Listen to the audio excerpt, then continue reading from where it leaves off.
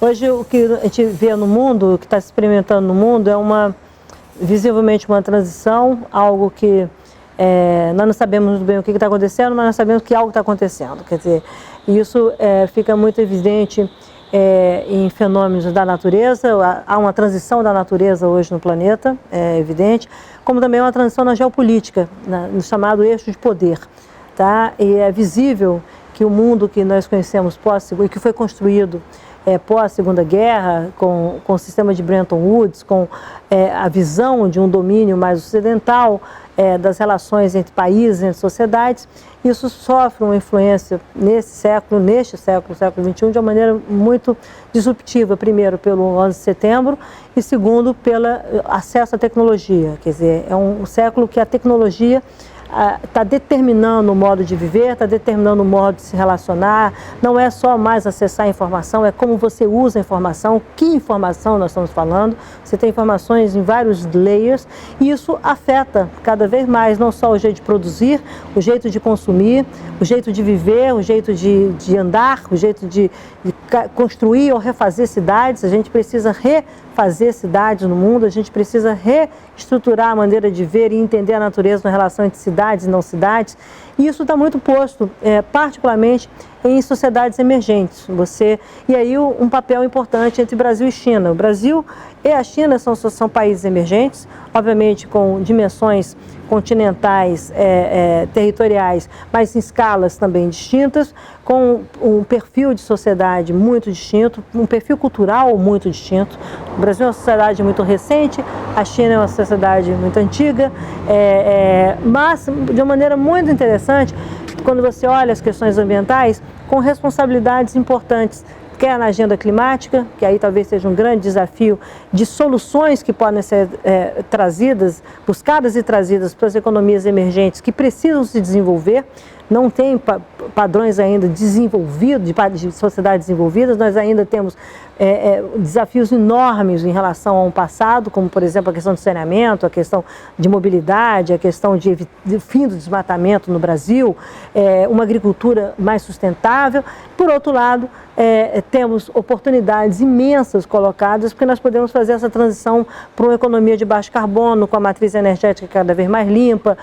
O Brasil tem uma situação muito mais confortável que qualquer outro país do mundo, mas não quer dizer que por isso o Brasil não tem que fazer as coisas. Tem que fazer as coisas sim, tem que ser mais ambicioso nessa fronteira tecnológica de energias renováveis, particularmente eólica e solar, onde os chineses podem ter uma grande contribuição, não só pela questão de storage, de baterias, etc., mas no setor de energia elétrica, por exemplo, a questão da digitalização, da questão da desmaterialização, da questão dos smart grids, como é que isso vai viabilizar melhor a vida das pessoas nesse século, do ponto de vista, por exemplo, de acesso à energia, ou mesmo no tema de segurança energética.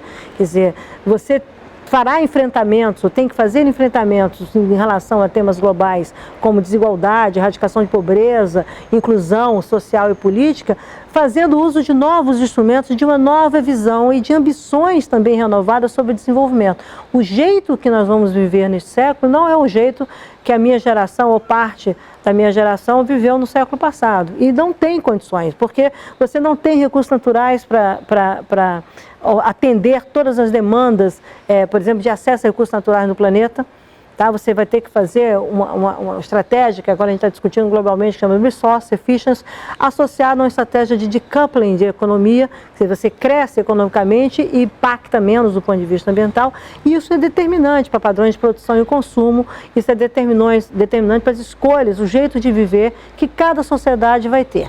O mundo também é um mundo que ele não é só fluido, mas ele também, as pessoas migram, cada vez mais nós vamos migrar, fisicamente e virtualmente, né? Porque cada vez mais nós estamos dentro da casa das pessoas do outro lado do mundo, ou nós viajamos, voltamos, cruzamos o mundo, nos inserimos em sociedades, fisicamente pode ser de uma maneira mais rápida, mas virtualmente de uma maneira muito permanente.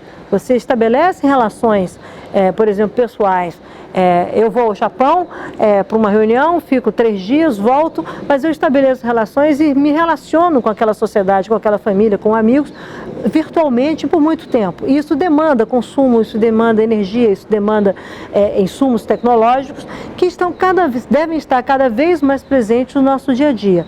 Essas mudanças no mundo aproximam Brasil e China, ou seja, o que eu insisto é que a relação com o Brasil e China não pode ser uma relação só vista pelo o que nós vendemos como commodities em curto prazo, que é uma tradição do país, ou o Brasil ser visto como um estoque de recursos naturais. Nós temos que ter uma relação que tem que ser construída com uma visão comum de longo prazo. Isso é uma característica muito forte da sociedade chinesa. A sociedade chinesa é uma sociedade baseada em compromissos mais permanentes. Não é uma relação reativa de curto prazo, que eu vendo isso, você me entrega aquilo. Não, é uma relação em que, na realidade, a gente tem que buscar entender a convergência de países tão distintos, países muito distantes, sociedades muito distintas, como eu disse anteriormente, mas que têm, sob sua responsabilidade, a busca de soluções para um mundo mais sustentável. Brasil e China são importantes para oferecerem soluções de qualidade de vida, de inclusão de vida, de erradicação de pobreza, de segurança alimentar, de segurança hídrica, para mudando as relações de padrão de produção e consumo no mundo a partir daquilo que são seus desafios de desenvolvimento sustentável. E o que acontece no Brasil, o que acontece na China, não vai acontecer em outros países da forma que acontece aqui, porque cada país tem essa diversidade de construir suas soluções. Eu acho que nós temos um caminho enorme de aprendizado com os chineses, como os chineses têm um caminho enorme de aprendizado conosco. Só que muitas vezes eu acho que tem uma discussão muito apequenada ou muito restrita a agendas muito específicas e que o Brasil, nós temos que aprender com essa experiência que a China está vivendo de mudança, por exemplo, nas suas cidades ou mudança no que eles chamam de civilização ecológica, né? Eles assumiram politicamente essas diretrizes, essas guidelines de mudança de vida, particularmente nas suas cidades. Eles estão fazendo investimentos monumentais em relação ao controle de poluição do ar, qualidade da água, qualidade da infraestrutura urbana, e há um enorme aprendizado hoje na China que o Brasil quer cooperar muitas vezes, mas desconhece esse aprendizado. O Brasil não entende muitas vezes como é que os chineses, ou desconhece mesmo, como é que os chineses estão resolvendo, por exemplo, situações de edificação ou de produção, de construção de novos edifícios ou de expansão urbana, onde você tem uma menor pegada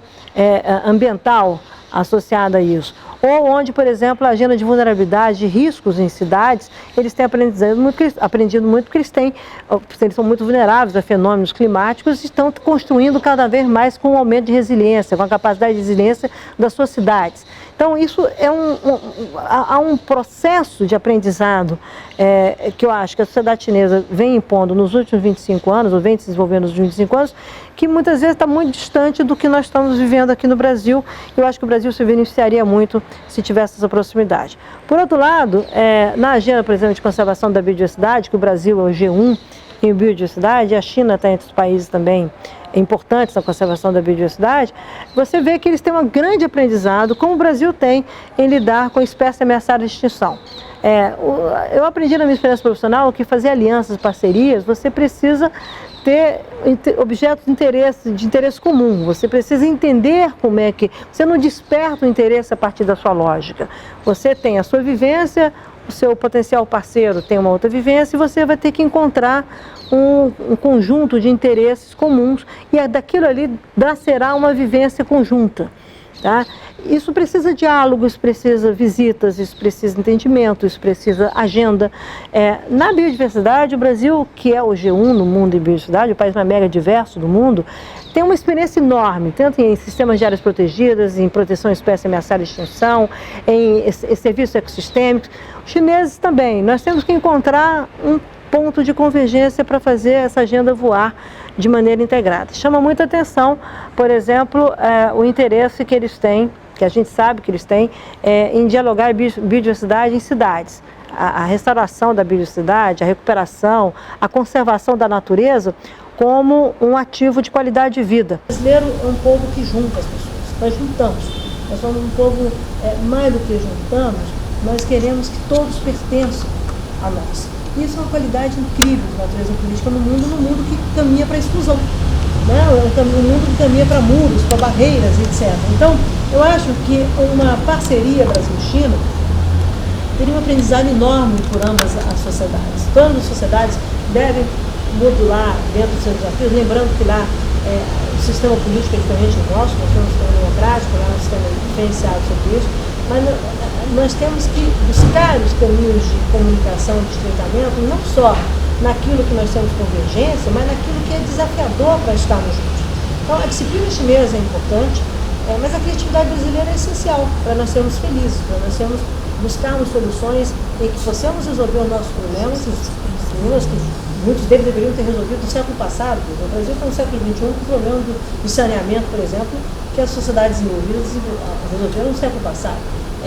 Nós ainda trazemos passivos e essa disciplina em relação a construir de maneira mais eficiente, em ser mais expedito em relação às burocracias, etc., é importante. Agora, por outro lado, a criatividade de como é que junta as pessoas, como é que a gente vive melhor, como é que a gente tem uma vida mais livre, mais solta, como é que a gente traz diferentes todos juntos, isso é uma coisa que o Brasil tem na sua diversidade, não só política, mas na sua diversidade social. O Brasil tem vários Brasis, né? E o Brasil tem uma língua só. Isso é muito importante de ser visto, né? Isso é muito importante de ser trabalhado como ativo. Então, eu acho que muito mais pela diferença, muito menos pelas diferenças, e mais por aquilo que a gente pode convergir, é por onde as sociedades podem caminhar, obviamente, entendendo que essas diferenças existem. Nós temos que saber nos ver. A sensação que eu tenho é que às vezes a gente não vê, não só vê, muitas vezes o chinês vindo aqui com investimento, que vai comprar soja, etc., quando na realidade ele representa uma sociedade muito mais diversa. E muitas vezes nos vem como um povo que tem uma urgência do curto prazo, quando na realidade nós temos um pensamento assim, intrínseco nosso de acolher o mundo e olhar a visão de longo prazo, que precisa ser mais estruturada, como é que o Brasil quer se ver como o Brasil. Acho que o Brasil hoje tem um grande desafio, como é que ele quer se ver como o Brasil. E se a gente não tiver clareza, ou como ele quer se ver como vários Brasis, enquanto isso não tiver muito mais consolidado e transparente na sociedade, mesmo com as nossas contradições, a gente não consegue ter uma inserção internacional dialogando com o desafio do século XXI. Eu acho que essa nova geração que está vindo aí, essa nova maneira de fazer startups, não é só startup, é a nova maneira, como é que os códigos são colocados, como é que esses novos códigos, os novos padrões, à medida que o Brasil determinar os seus padrões de comportamento, de relação, etc., os chineses vão dialogar com isso, porque eles têm o deles. Tá? Nós é que precisamos, na realidade, nos definirmos melhor como sociedade emergente no século XXI e não ficar vivendo de histórias bem contadas. Nós temos que escrever a história do futuro. A história do passado já está escrita. Acho que o desafio está aí e o chinês entende isso muito bem. Eu sou uma fã absoluta do fenômeno digital, obviamente isso traz desafios para a minha geração tremendamente. Eu tenho muita dificuldade até entender o papel do dedo, entendeu? Mas consegui fazer isso. Eu sou uma pessoa que certamente botei metade da minha vida no século passado e espero que mais da metade da minha vida nesse século. Então é óbvio que uma geração típica que lida com esses desafios do mundo digital, olhando isso numa perspectiva eu olho como qualidade de vida e facilitação de vida. Eu não simplifico isso, ao contrário, eu acho que é um tremendo ativo nosso de viver melhor. Agora, as relações em relação à pressão no meio ambiente, etc., são relações talvez que possam trazer muito mais solução do que problema, tá? Porque não só torna disponível a informação da maneira mais rápida, como também influencia a maneira de produzir, ou deve influenciar a maneira de produzir, de como é que você se relaciona, por exemplo, extraindo os recursos naturais, a relação de se beneficiar do que a natureza nos oferece e como é que a gente pode simplificar o nosso estilo de vida. Eu acho que essa coisa do mundo digital simplificou demais, ou tende a simplificar muito a maneira de viver. Por exemplo, a demanda sobre papéis, a demanda sobre burocracia, tudo isso, você não tem que desmatar, produzir tanta árvore, produzir papel. Hoje você escreve digitalmente, possivelmente você vai ter no futuro um chip com toda a informação que você quiser ali, você só passa num screening desse e vai embora. Tá? No scan, faz um print, ele vai estar resolvido. Isso é um exemplo de como você pressiona a eficiência, por exemplo, no aproveitamento de água, na produção de irrigação. Eu vejo como muito positivo. Agora, nós temos que saber usar isso para ter o bem. Né? Nós não podemos usar isso para ser perversos.